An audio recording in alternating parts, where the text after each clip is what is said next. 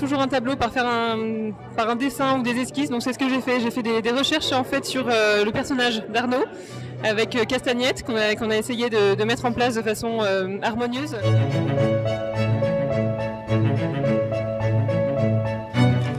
Mesdames, Messieurs, chers amis, soyez les bienvenus au Château de Canon, dans cette grande pièce dite salle des rosières, salle des bonnes gens. Ce qui m'a intéressé en fait dans la pose, c'était le côté où j'avais l'impression de le surprendre en fait dans la réalisation de son tableau.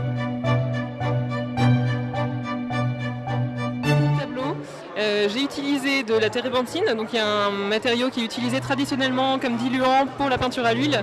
Donc le tableau est bien à l'huile, c'est pas de l'acrylique. L'acrylique est moins durable, donc là j'ai préféré choisir quelque chose de sûr dans le temps. On arrive donc à la fin de notre tableau. Et alors la question, moi, qui me tracasse, c'est comment fait-on pour vernir un tableau de cette taille et imaginer un petit peu le vernissage des tableaux énormes qu'on voit dans les églises de Venise ou ailleurs, ou même comment vernir le tableau du radeau de la Méduse qui fait 6 mètres de long. Comment ça se passe? C'est une très bonne question, Arnaud. C'est le premier tableau en pied que je fais, donc on verra quand je ferai du 6 mètres par 4. Mais vernir un tableau comme ça, c'est assez compliqué dans le sens où effectivement c'est assez long, grand, en superficie. Le souci c'est que le vernis en fait sèche plus ou moins vite.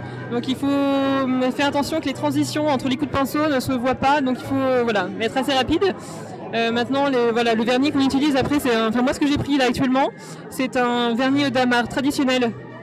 Je ne sais pas si j'ai le droit de dire de la marque, mais en tout cas c'est un vernis traditionnel, donc qui normalement, on connaît ses effets dans le temps, mais normalement ça va donner une petite patine un peu au tableau qui sera du plus bel effet.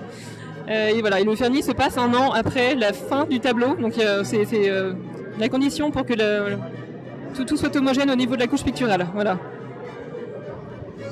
J'aimerais, Florence, justement, puisqu'on parle un petit peu technique, vous poser une question sur les différences que vous avez pu noter dans votre apprentissage, si on peut dire, entre l'Académie de Florence et l'Académie impériale de Saint-Pétersbourg. Est-ce qu'il y a des différences d'apprentissage technique qui vous ont frappé?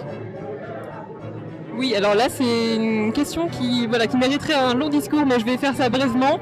L'Académie à Florence où j'étais, c'est une école américaine qui a une tradition.